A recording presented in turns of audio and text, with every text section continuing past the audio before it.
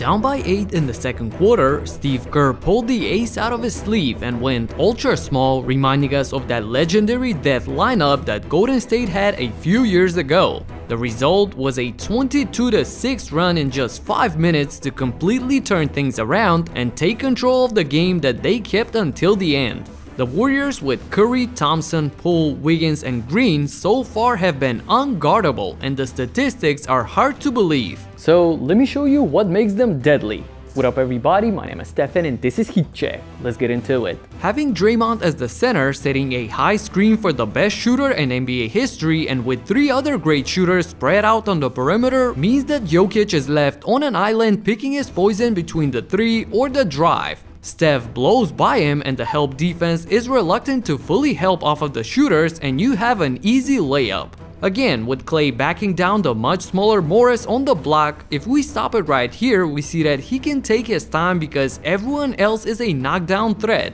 Except for Draymond of course, but a help off of him would leave him with a straight line to the basket and probably a dunk. So Thompson has this opportunity just for himself and uses it. And to avoid another situation like that, if we stop it right here on the Klay screen for Curry, you see that Morris wants to stay on Steph, but he's already too far behind, so this would have been an open shot. Gordon has to jump in and switch, and the poor defensive communication allows Klay another easy layup. So now, take a look at the insane numbers. During the first 2 games, this lineup has played together only about 6 minutes per game, but this has been the most efficient group for them by far, scoring 23.5 points per game on 77% from the field and 87.5% from downtown. That's mind-blowing. The Nuggets are not a defensive juggernaut as it is, so they've really had trouble handling this 5-man group. The key to being able to play these guys at the same time is of course Draymond's unique ability to guard much bigger 5s than him.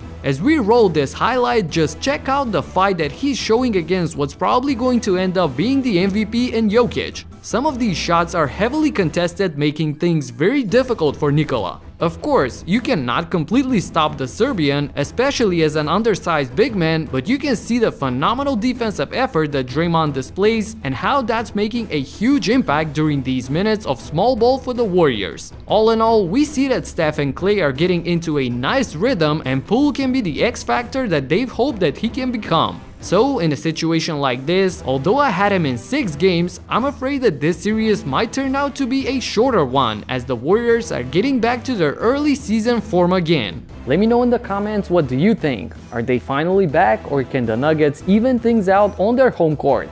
That's it for now. Subscribe and talk to you in the next one. Peace out.